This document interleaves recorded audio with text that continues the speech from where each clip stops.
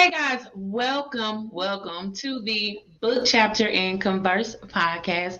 I am your host, Angelina McClinton, and I have some amazing co-hosts along with me. I'm so happy that you decided to join us for this podcast where we take some books. We know that you do not have time to read. We get it, you are busy, but we love to read and we want to share the information with you that we get. So we read it, we take all the nuggets out of it and give it to you so that you can live prosperous, healthy, happy lives.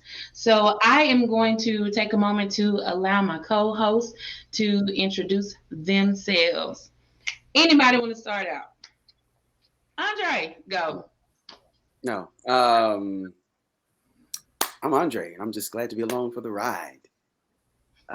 That's it. That's all I got. Yeah. I'm Nathan. God is good all the time, and all the time, God is good. All the time, yes. And I'm Mrs. Carter. The fabulous Mrs. Carter. But also Wonderful Miss Carter. Along for the ride. Blessed and highly favored. So we just say that. Thank you, Lord. Yes. So these wonderful people that I have with me, they are some of the people who have truly poured into me, and I value their wisdom.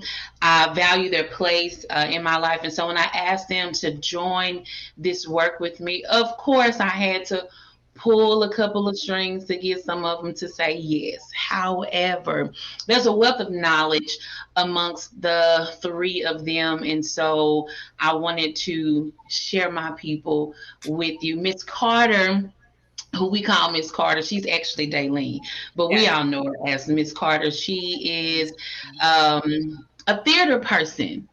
Okay, great with kids. She's an educator. Miss Carter, how long you been an educator? 24 years. 24 years. Right. I've been teaching teaching theater for about 24 years. I got my theater degrees from Grambling State University, my bachelor's, and then I have a master's in fine arts from Ohio University.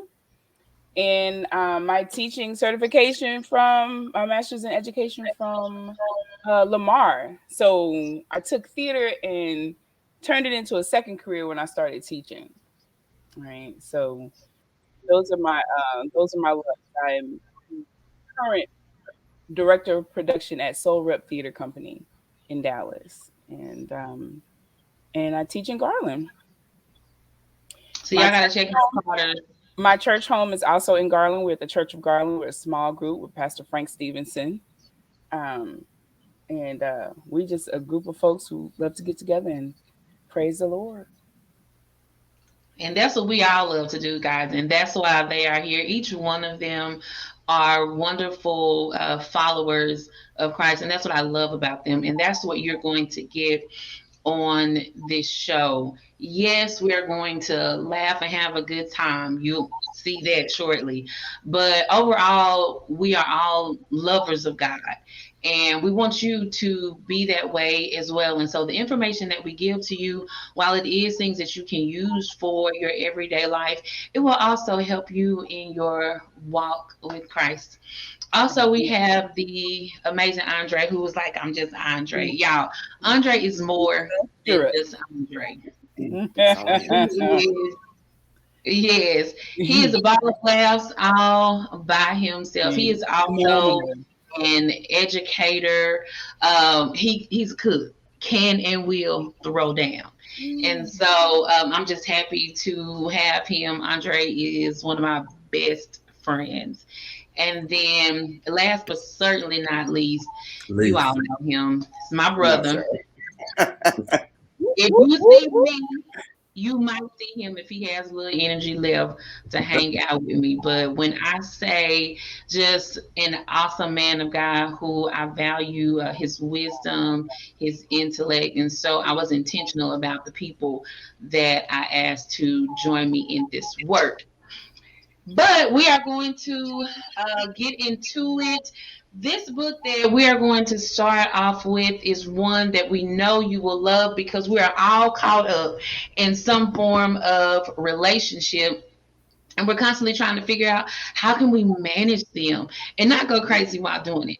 And so one of the things that we fail to do is set boundaries. And I'm sure several of you have heard of the boundary series. And so we are going to look at Beyond Beyond. Boundaries by Dr. John Townsend.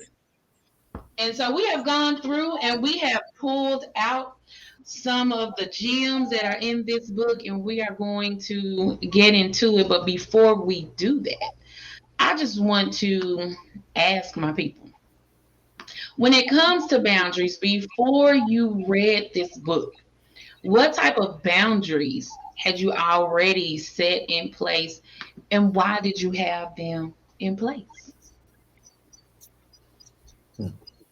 Anybody can go. Is it me? Am I first? Is it me? Of course, Um, Miss Cole. sure. Why not? Sure, why not? Uh, so I did have to put a boundary. Sometimes you do things and you don't really, you you haven't labeled it. I didn't give it a name. I didn't know that that's what I really did until I read the book, right? But I did. I had to put boundaries in place. Um, and it may sound a little contradictory, but the boundary made room for other things in my life. So I was given 110, 15, 30% at work, which I've done for many years, until I put a boundary on that work. And when I put the boundary on the work, I had to set it for myself so that I could not feel some kind of way when I say, that's enough. I got to move on. I need to spend this time with my family and not trying to rush my time with my family to get back to work. Right. So I had to find that boundary and put it, literally set it for myself around work, really, so that other areas of my life can exist, so that I could actually focus on my walk. Because the walk takes a constant 150% on your job. Where's the time for everything? That was my, so creating a boundary made room for other things in my life. Okay. That's where I started. Mr. Ford, you want to chime on into that? Y'all will hear me call him Ford because I don't know him as Andre. Okay. I don't even know why he has Andre up there, but I don't know him as Andre. That's Ford. probably Go. This is true. It's funny though because my kids at school ask me all the time, "Do I ever call teachers by their first name?" I was like, "No," and I mentioned you. I said, "I've been knowing McClinton for years. I've never called her by her first name." Sometimes I forget what her first name is. Well, I think when we talk about boundaries, I think a lot of times we do have boundaries, but they're unspoken. Um, they're unspoken boundaries, and because they are unspoken, a lot of times they're trampled upon. Um, just even kind of chiming in on what Miss Carter was saying about setting those boundaries in profession, because as educators, we oftentimes bring stuff home, and like she said, it infringes on the time that we have with our families. So definitely setting that boundary to know that when I leave the job at 4:10, 4:30, I've left work and I'm not responding to any emails. I'm not grading any papers. I'm not doing any of that so that I can focus on the other things outside of that. Um, and even I guess even in when it comes to just relationships and setting boundaries, even in that aspect, um, making sure that not only you adhere and stick to your boundary, but not allowing other people to infringe upon that boundary. Because it's easy to set a boundary, but the next part of that boundary is making sure that you stick to the Hmm. boundary that you set. It's easy to be pulled back in because you want to be liked or you don't want to be looked at a certain type of way, or because when it comes to work, your principal emails you and you feel like, well, I got to respond right now. It's like, no, work hours are from 7:50 to 4:30. I'll respond to that tomorrow morning at 7:50. Matter of fact, let me just cut this email off so that way I'm not getting any messages. So making sure that you Right. set. Cut this email off. And I I love used how you went into the whole, yeah, you gotta cut it out. Just hit that X. It'll be there when you get back. I love how It'll be there. you talked about having those boundaries professionally because you have to do that. And then for how you took us into having relational boundaries because that's what this book is all about. And oftentimes, I think we do, as you both have said, we set the boundaries, but we don't really realize I've set a boundary. We often call it protecting our peace and protecting our space, but because boundaries are for protection, we just don't label it as boundaries. We call it everything else. I know for me, I can be honest and say it wasn't until I got grown, that I actually set boundaries. And I had to because I didn't have any protection. I didn't have any physical protection, mental, emotional, and definitely no spiritual protection. And so, without those boundaries there, then you're left wide open to be hit with all type of things that actually destroys how we operate. It destroys our peace, and we need that. And so that's what I love about this book and what it opens us up to see that we need those boundaries. Oftentimes, people I think feel like when you set a boundary, then like you become, their enemy, and it's not that. But we have to Mm-hmm. set them in right. order to be able to function. And so we're going to get into the boundaries that can be said, need to be said, and all of that. We want to go ahead and define boundaries for our audience because in the book it discusses it as a property line and it clarifies where you end and the other person begins. And I like the way it said that. Plus, it helps you be clear about what you're for and what you're against. And I think sometimes in relationships, we don't really understand what we're for and what we're against until something happens. And then we're like, oh, I don't like that.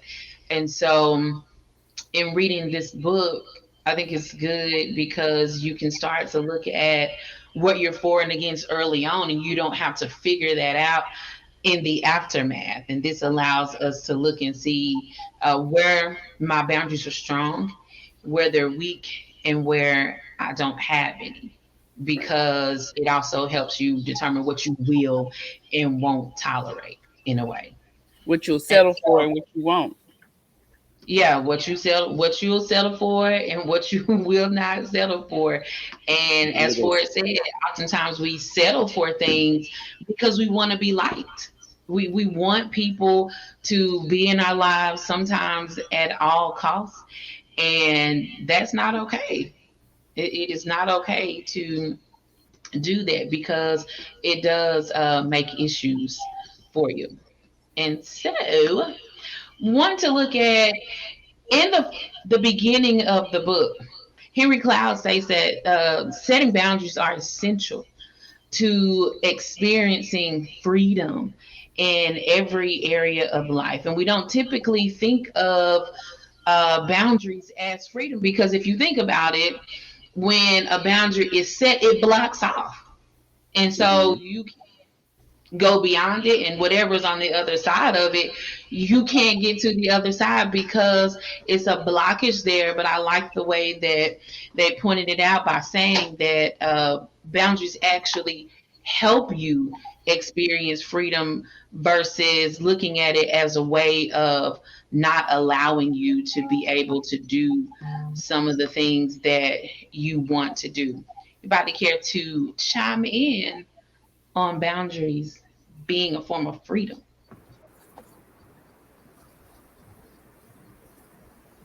Hmm. Um. Well, so in the process of setting, right, the defining boundary, um, One of my goals, I chose to stop doing it all. You know the things you have to admit to yourself, right?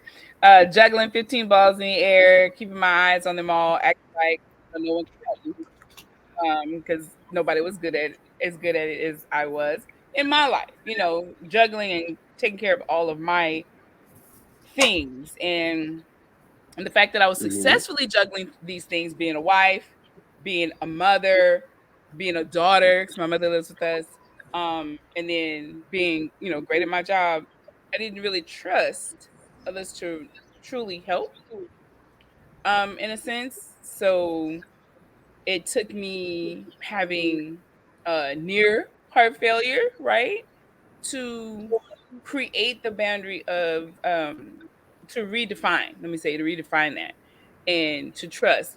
And as I was trusting people, really, God was like, it's me that I'm needing you to focus on trusting. I need you to trust me. Set it up that you're trusting me fully, wholly. And that was a whole different experience. If you've ever had to truly trust and wait and focus on the Lord, and as they say, wait truly. Um, that was a life changing experience to focus on that trust. I thought it was because I needed to trust more my husband in doing things, handle this, handle that. Everybody had to learn to actually handle a lot of stuff when I was struggling all the stuff, right? But really, when it all boiled down to it, it was the Lord like, it's me. I need you to focus on me. Trust me. Set this up. Here's your boundary right here. Who you focus on? I need you to focus on me. So it's definitely life changing when those defining boundaries come your way. It really is. It really is because once you set them and you realize like I I won't tolerate XYZ and you say no, the freedom in just saying no and understanding that it's okay. I can say no. I can put this boundary up and everybody is still breathing. And Angie, let me say, So since you said the freedom, let me remark on the freedom. So the freedom in trusting God, right? That's a freedom like no other. When you truly trust and you walk in that faith and you walk in that trust, that is a freedom. It's hard to explain, but it's a freeing kind of freedom. You're free to trust, you're free to walk, you're free to know that even the smallest details of your life is being taken care of. And that is a freedom that I have come to know and truly enjoy.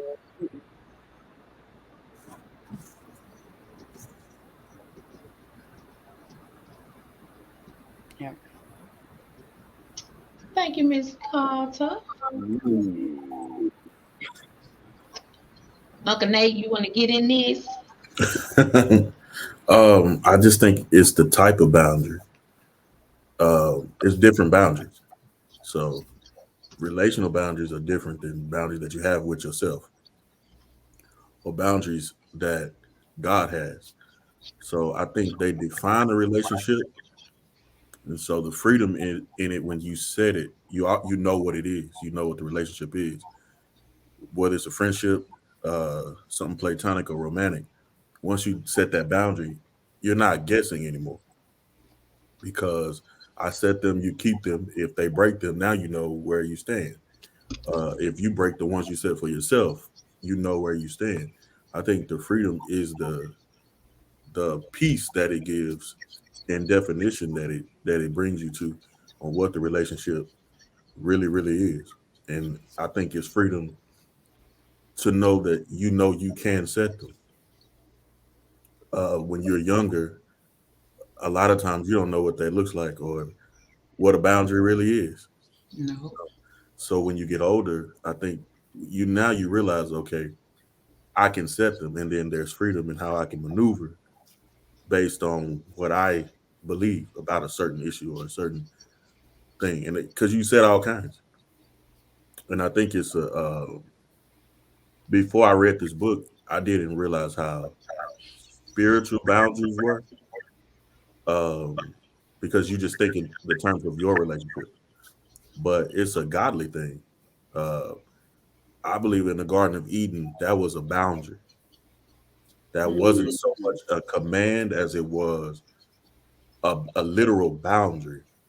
When you read that text, you shouldn't eat of this. It's his boundary. He knows you can, but I've set up boundaries don't force. You Truth. set them. So if you choose to do it, God being God showed us how to keep our boundaries. And he kicked them out of the garden. Because I won't let you stay here and just eat it because you'll surely die. Mhm.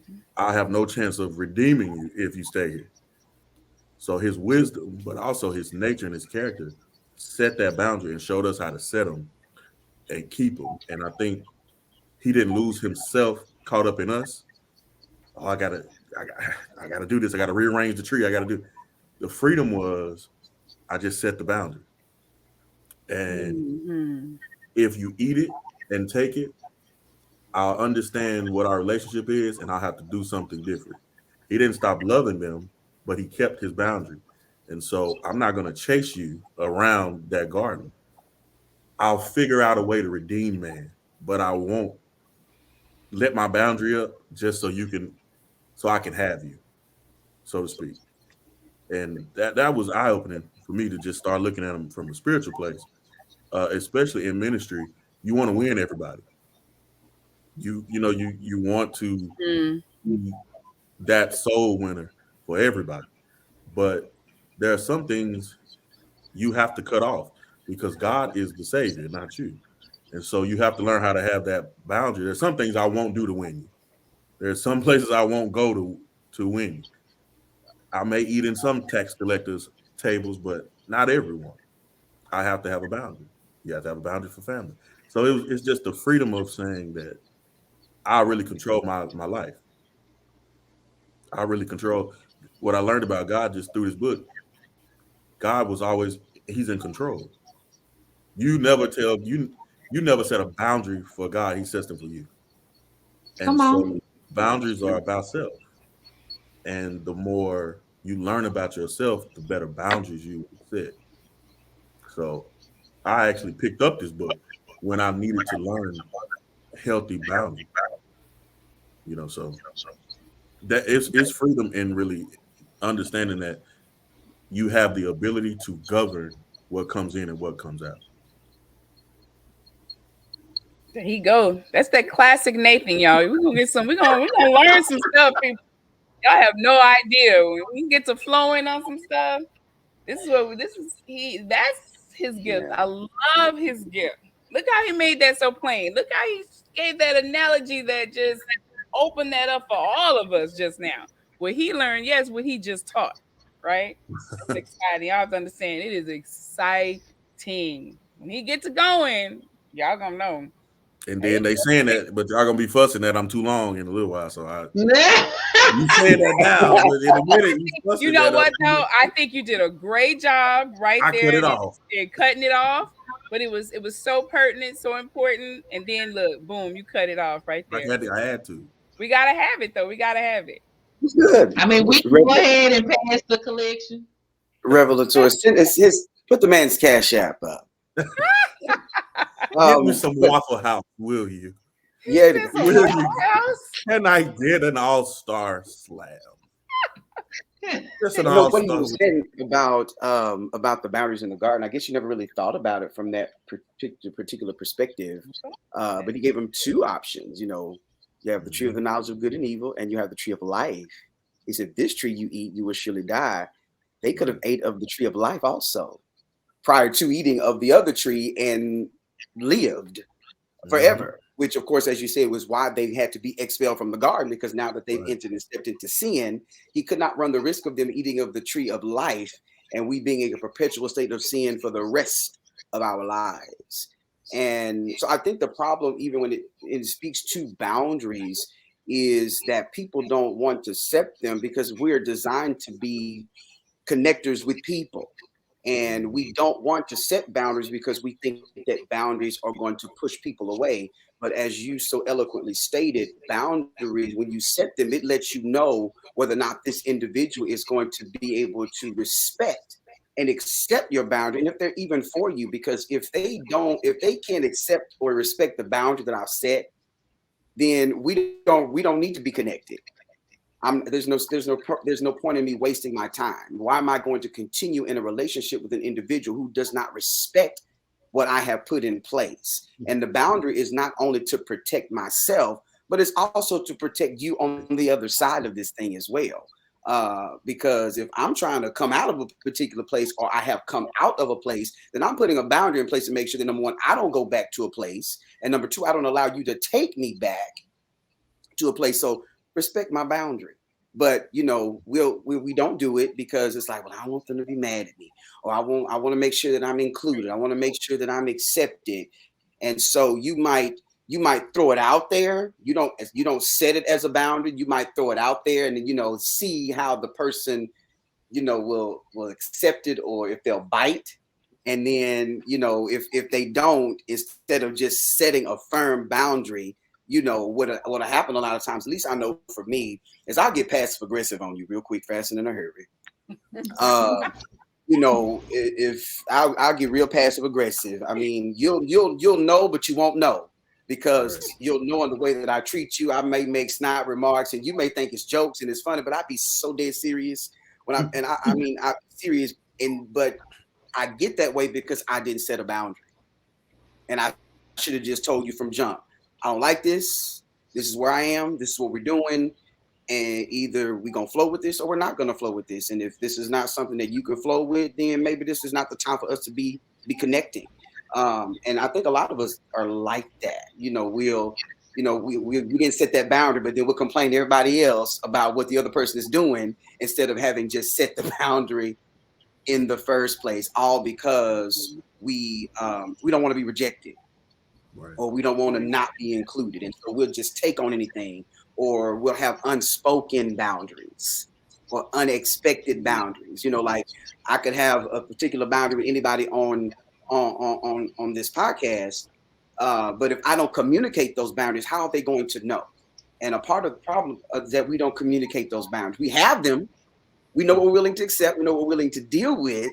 But I never tell Miss Carter, okay, this is where I am. This is what I need. This is what I don't need.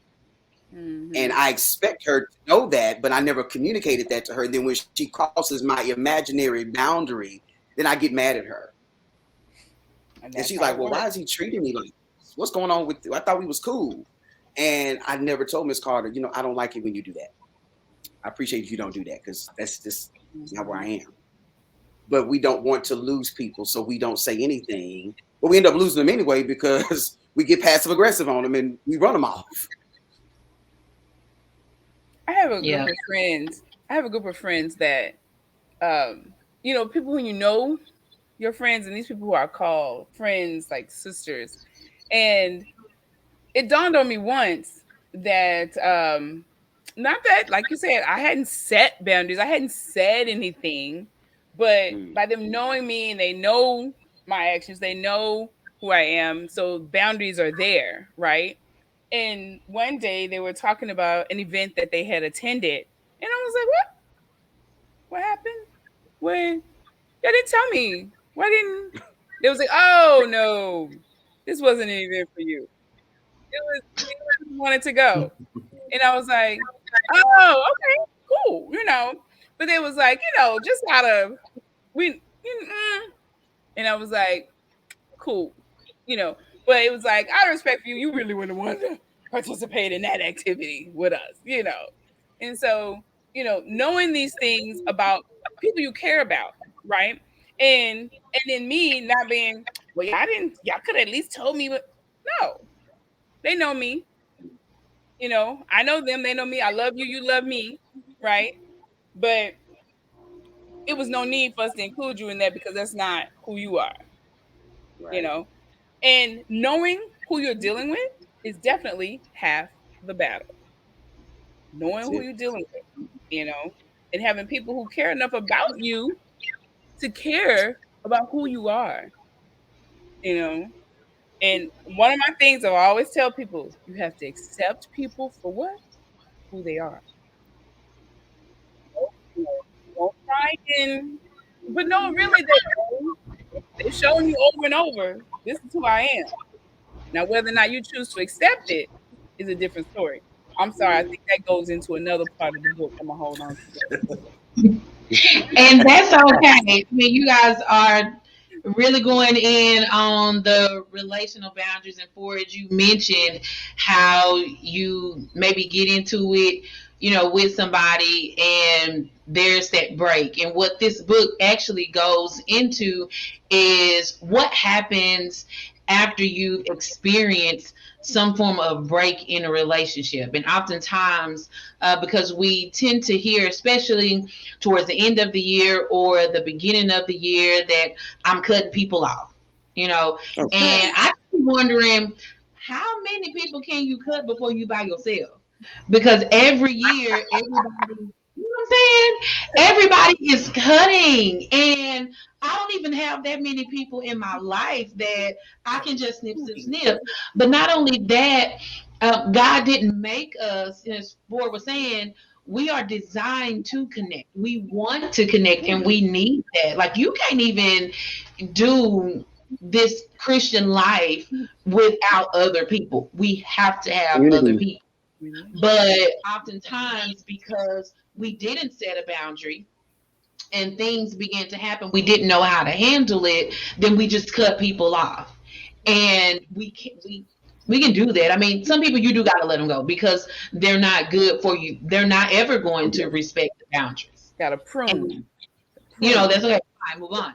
However, again, if we're just going to snip, snip, snip, eventually you're going to look around and it's just going to be you. And so, what this book does, it teaches us how to go beyond the boundaries, because we do set them in a negative way. We do become passive aggressive, or we just become extra aggressive. We become recluses, or we're negative towards everybody because there's been this break in trust. And now I don't trust anybody. I can't move forward. And so, what I liked about this book, it made a statement. It said, well, after the pain is over, it's time to trust again. At some point, we do have to let it go, let the pain go, because in saying that, it infers that the pain is going to be over.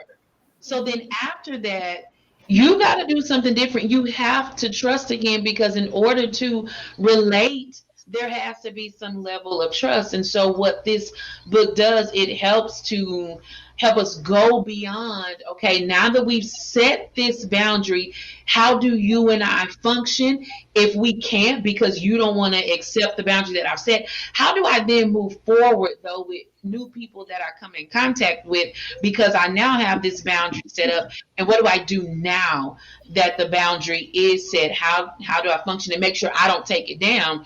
Because, as one of you said, we do tend to set them, but maybe we don't hold fast to it. And so, if it looks like, this boundary is a little too strict, can't nobody hold up to this one, then we'll start to, let me take it down just a little bit. No, if this is a boundary that needs to be set, then the people who love you will respect that boundary. And so, as we move forward with this study, we will learn how to continue to relate to people, but in a positive way, and still have those boundaries set up, because we're never not going to have issues. As long as there's people, then we're going to have conflicts. And Absolutely. usually it's the people that we love. It's the people that won't care nothing about. It don't matter what you do. Like, it ain't taking no food off my plate. I'm still gonna sleep at night. It's the Right. people that I'm asleep, but it's the people that we love. Like, I can honestly say that Nathan and I can't think of a time when we've gotten into it. I can't. I mean, um, we're able to coexist. And if he disagrees with me, he'll tell me. And if I disagree with him, I'll tell him. But I just can't think of that. But in, I guess, a moment where I need to set a boundary, I can't just cut my brother off. From January 1st, Nathan, I'm done with you. I just want you to know. And so I can't do that because for one, we're connected by physical blood, but we're also connected through the blood of Jesus. And so the devil wants us to cut people off and never be able to reconnect, because if we don't ever connect, then we can't do the will of God. We need each other to do his will. And so the whole goal is, if I can get you to shut down and disconnect, then you're not going to be able to do what needs to be done, and the devil can just continue to do his evil work. And so I love how this book helps us to set the boundaries, help to create healthy relationships so that we can continue to do what we're actually here to do, which is the work that God has called us to do, whatever that particular work is for you. So But like you that said, David even said in Psalms, it's the people that I hang out with, the people that I eat with, the people that I go to church with. Those are the ones that will hurt you. It's like I said, it's not the people that I don't care about or that I don't have a Right. relationship with, so to speak. That like I said, if you cut me off because you driving down the street, maybe you going about your business. I don't know you. But the people I eat with, I fellowship with, I commune with often. That's a different type of hurt, especially when they overstep a boundary that you have set in order to set the parameters of the relationship. Again, as we said before, the boundary is not to keep you out. I want you in. The boundary is to, for the lack of a better term, to protect the peace, to make sure that we can continue to walk this thing out, together.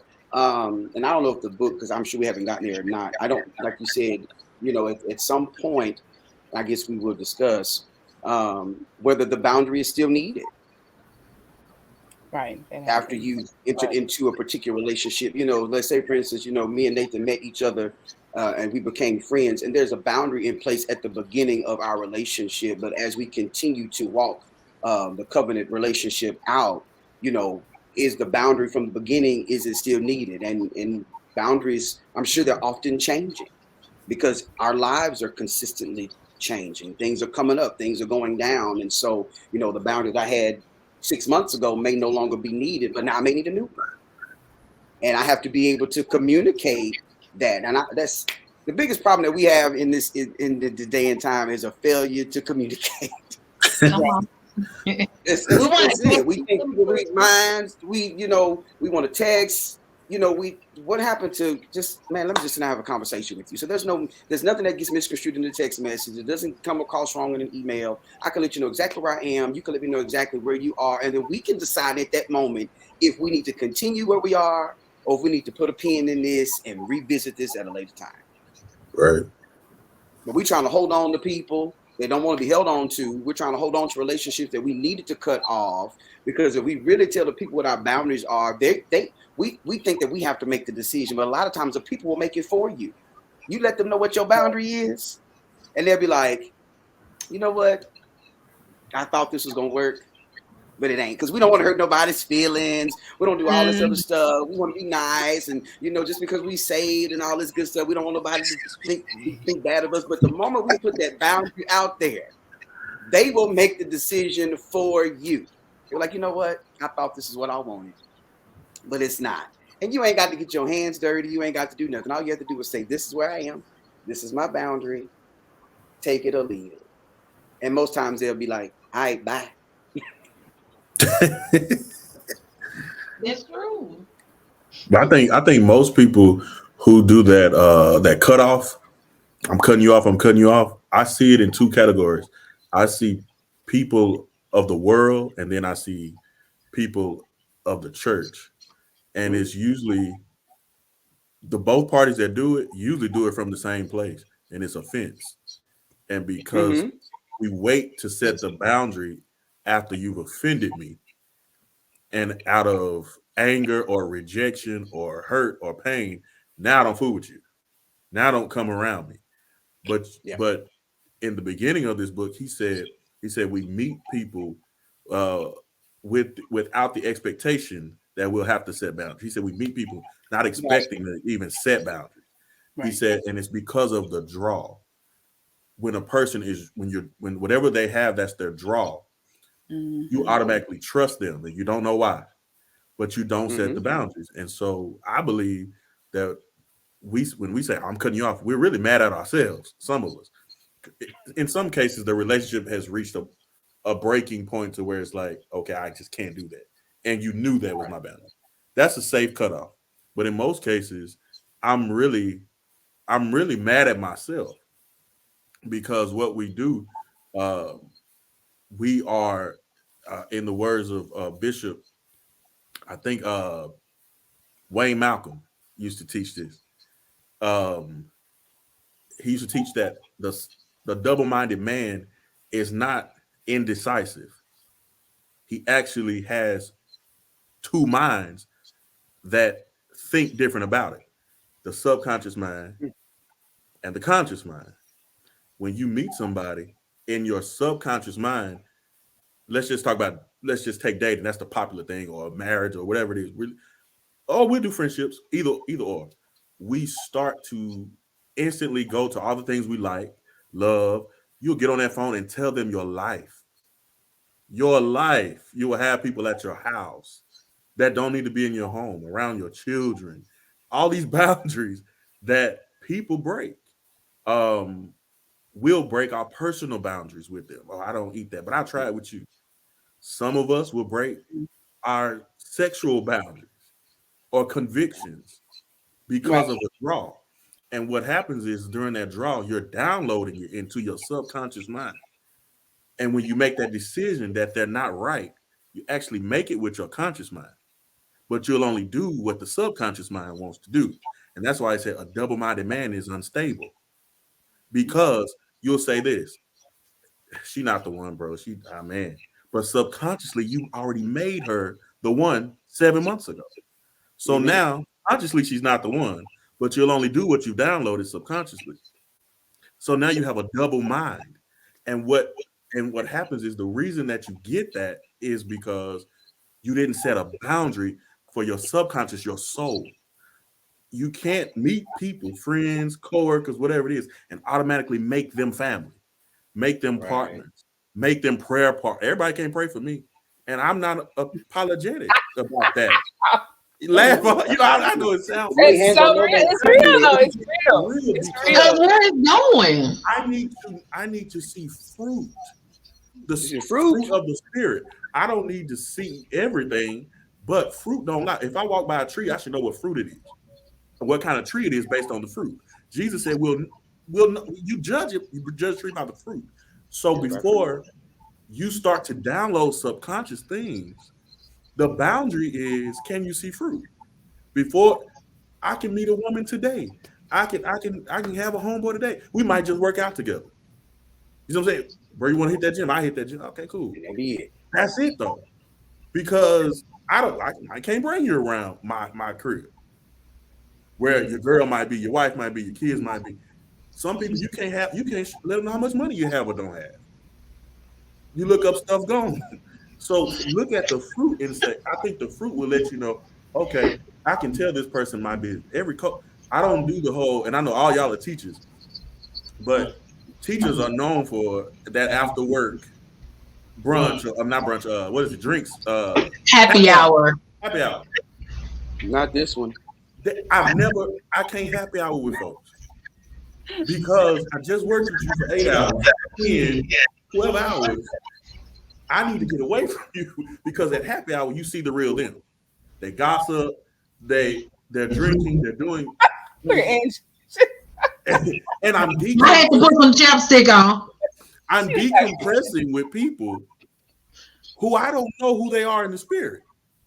And they don't care So nothing about me. they don't care. They may not. They may or may not.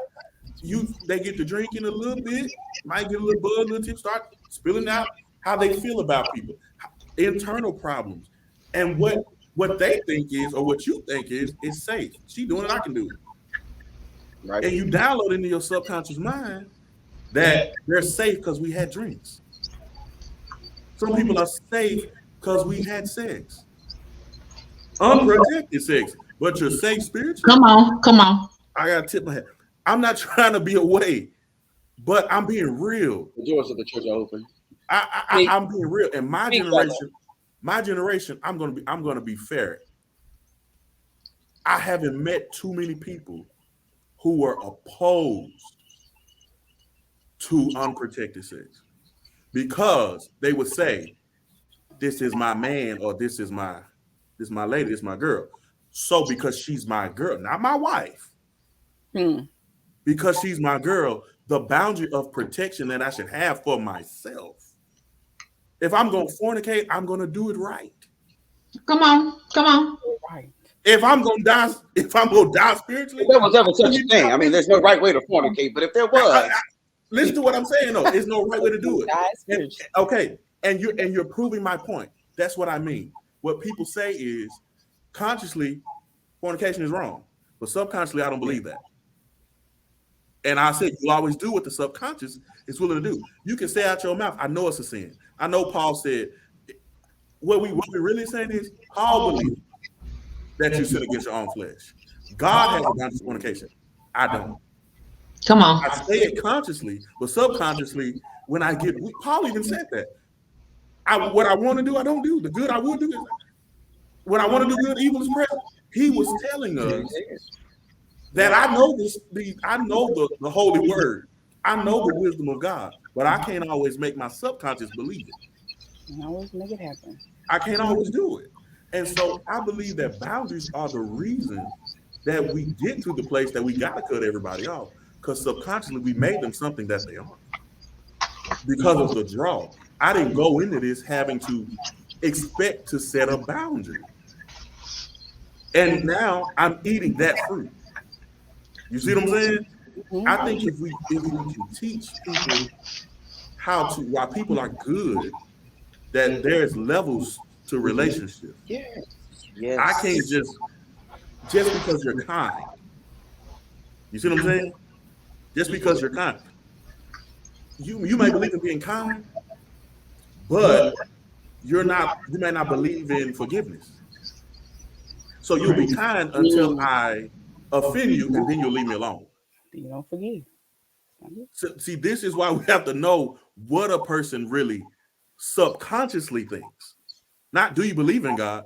We'll first date. What's your values? God, family. Oh, family. Oh, okay. Family could literally mean I love my mama, but I don't take care of my kids.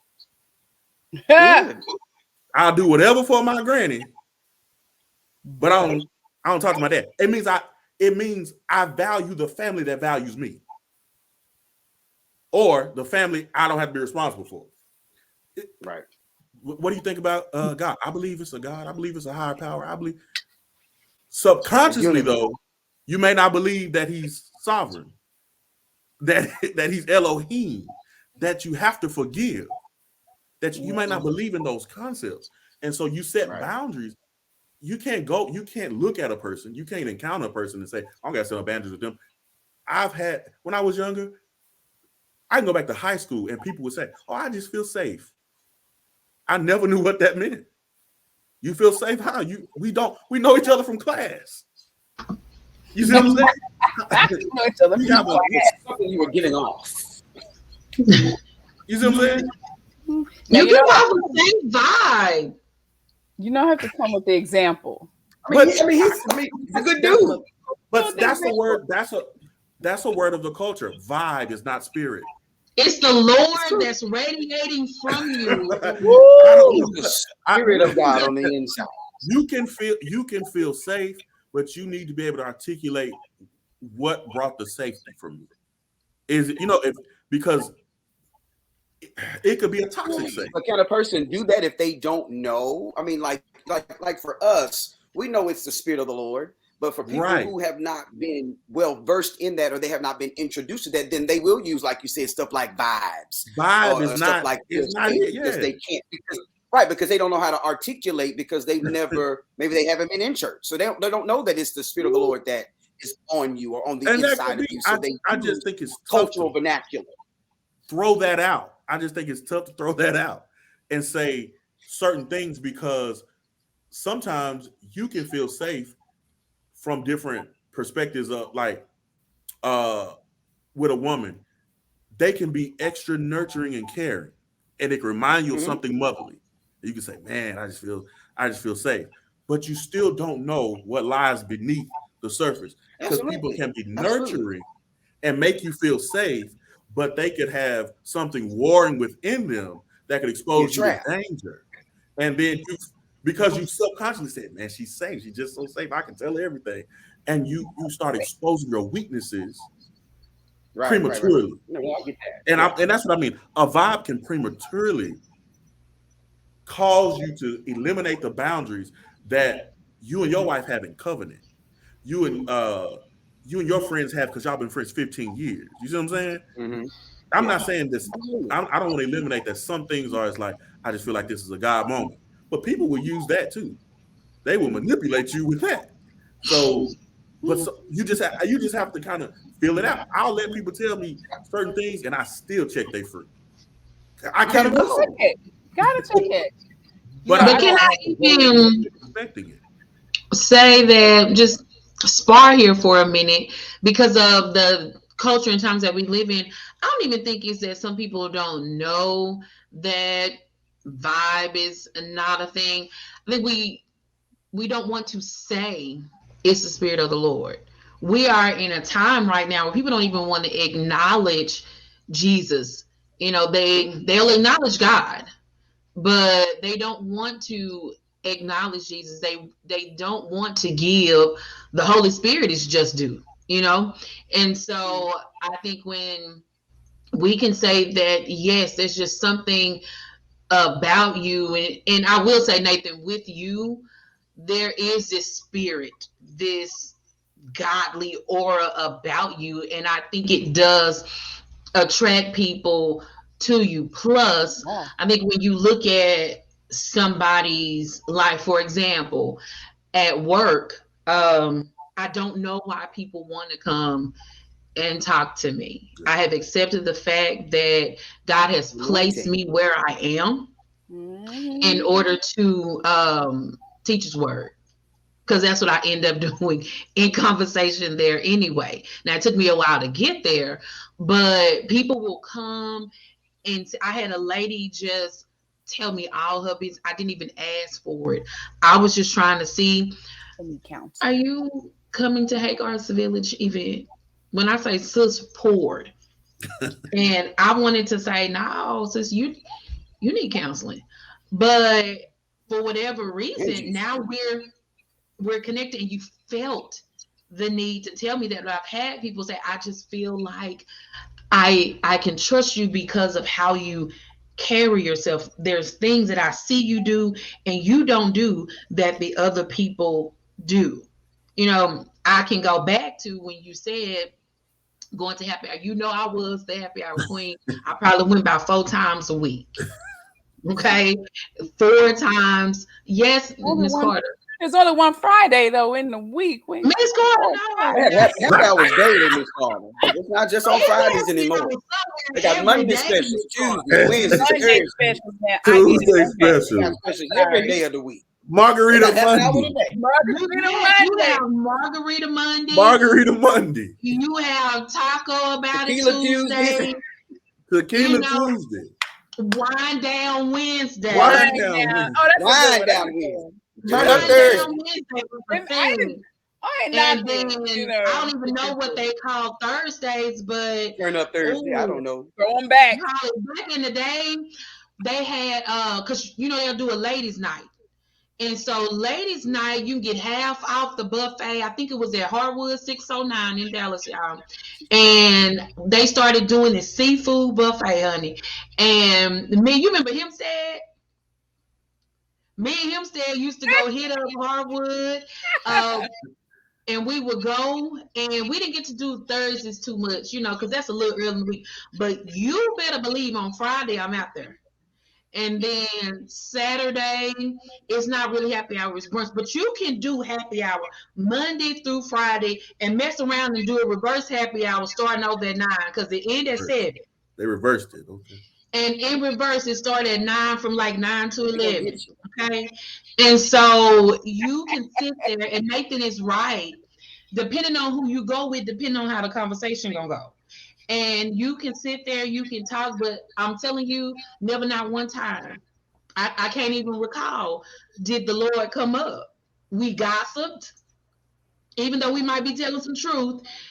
It was gossip. We're mad about the day because you hear people say, "Oh, girl, I got to go get this drink," and never even realizing that your life is still the same when you come off of that buzz. It nothing has Problems are still changed. You're there. gonna go back to work. And then the sad part about it is if you do happy hour and you do the reverse happy hour, if you sit there until 11 o'clock, you got to get up and go to work the next day. So you tired and Ooh. frustrated, and you get to Partially work the next day hungover. frustrated because you didn't go home and you're hungover. So now I'm adding to the already issues that's at work, and it's just an ongoing cycle. But you do get people to open up, and they're just talking because a drunk man tells no tales. So okay, so they just talking and talking, and you do feel this connection, and we get protective of our happy hour crew. I can remember saying, "Now she can't come to this. We're not gonna talk around her," Y'all because got a boundary with the It's crew. The crew got boundaries. Boundary, sir. The crew said Boundary. no. You we can't we drink want with us. boundaries in the happy hour crew Drink because over everybody there. can come. drink over there. Pay full price. Well, she You can can't come, to but we're not gonna margarita talk in front night. of her. And We it can't be talk to like her. that. We are not going to say anything around you because you Y'all got invited Until us. they leave. boundaries. Boundaries in the happy hour crew. And that Ooh. was my life for a good minute because I had just discovered happy hour I and just it be the discovered it. best. Like the drinks be good and you get your little sides that go with your little finger foods and you be sitting there full and drunk telling The all your crew people, got boundaries. This is, Of yes. course. but we don't even talk about how we create boundaries within. I don't want to always call them sinful, but things that may not be fruitful. Because if you want to go and eat them nachos and drink, it's probably not sinful Right. Okay. because It don't get sinful fruitful. till Fruitful would You get be drunk more of a thing. and start Now, gossiping. could it lead It can to become simple. could it lead to sin? Yes. Could it be a Yeah, gateway yeah. to where I am going to misrepresent Christ again? Because I want to go sin afterwards because everybody knows you drink a little bit too much. We You got know no. what We happens gotta when be you fair drink too because much. some people think that like said misrepresent Christ. I don't want to misrepresent Christ. Everybody who knows me personally knows I don't drink, but it's not from a place of being judgmental to people who do, Right. because I believe you can drink. I believe that drunkenness will always cause a man to sin, but drinking Yeah. you can drink, and I believe that the crowd you do it in is important. So for me, um, I took my stance based on people who I'd always seen that was under that influence. They could never be in Mm-hmm. control. And one of the Right. fruits of the spirit is self-control. Whatever you're going to do to get me out, I like to drive. If I don't know you, I like to drive myself Oh yeah. because I want to be in control. Oh, Um, Yeah. I didn't club much because if it's a fight I didn't want to be in or they're gonna come in there shooting, I'm not in control if I'm drunk. I went one time and fell asleep.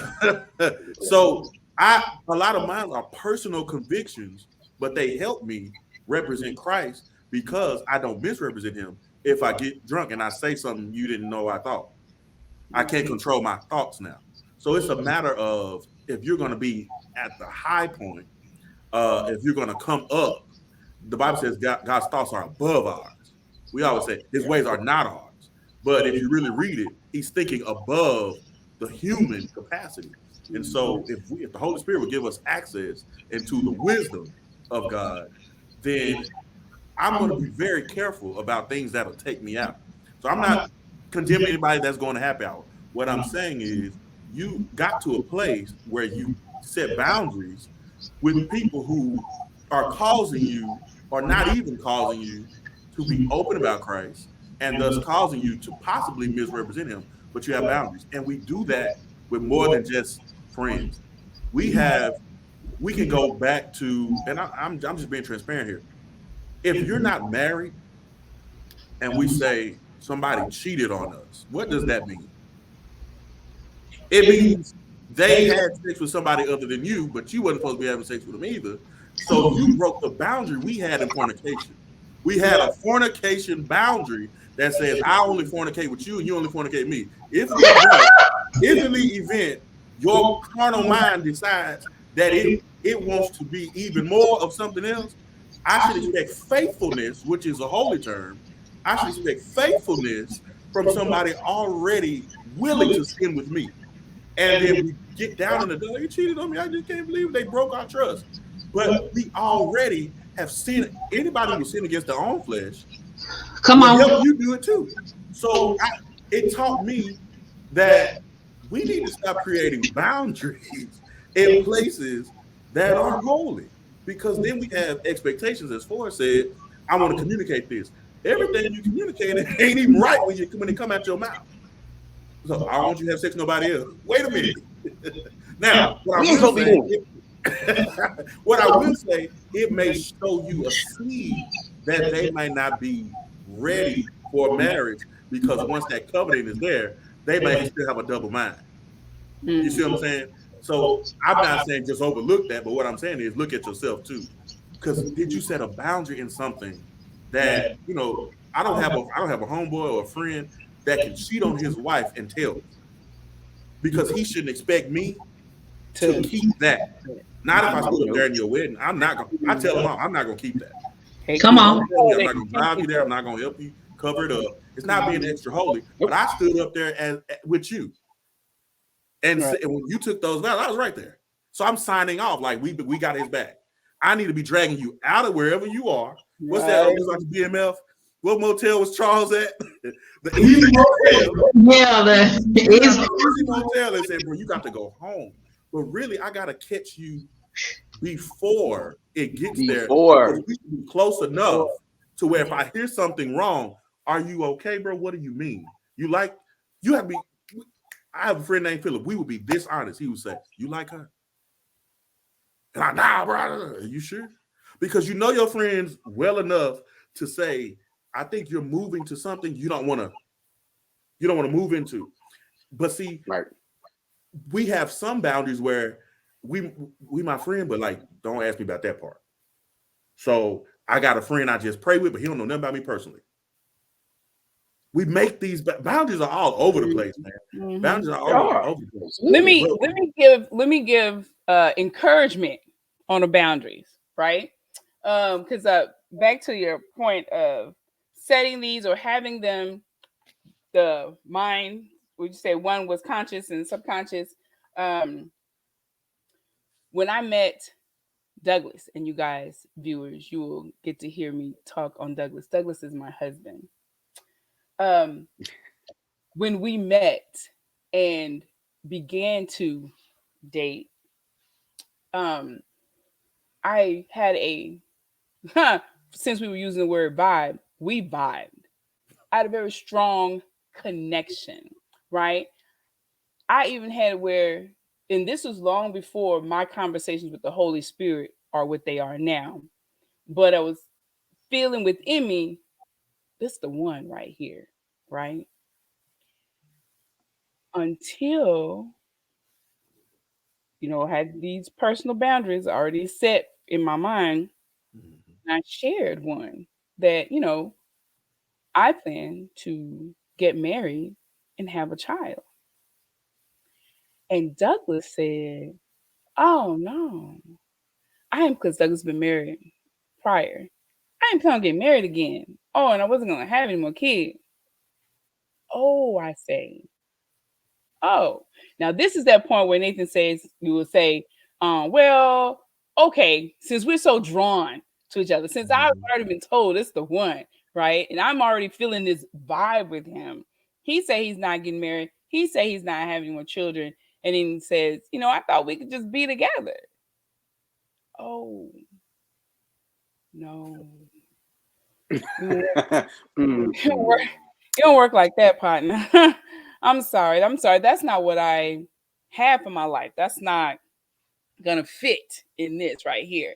This is something that's been a part of me for a very long time. And no, just because we're drawn, I think thought you was the one. This is where you get what? Cut off. Because that does not fit within the boundary at all. Not working. What? He's like, seriously? Are you serious? No, serious. We cool. But this relationship's not happening. Because my goal is to get married and to have a child and to have a family. That is my goal. That's what I'm working towards. So it took us completely breaking up. You go your way, I'm gonna go mine. I'm go see who else over here looking to get married or what have you. And and it took right. It took him being like, she is so serious, and me not calling, who's spying on me, wondering who I'm dating, all this sort of stuff until he made up his mind to what? Get married again. To what? Have a child. Because if you're gonna be with me, that's a big part of my message. If you're gonna come inside this circle, that's what it requires, right? And that works. I didn't have to change and decide to shack because that wasn't it. That was not a part within my boundaries either. You go live over there, I'm gonna live over here.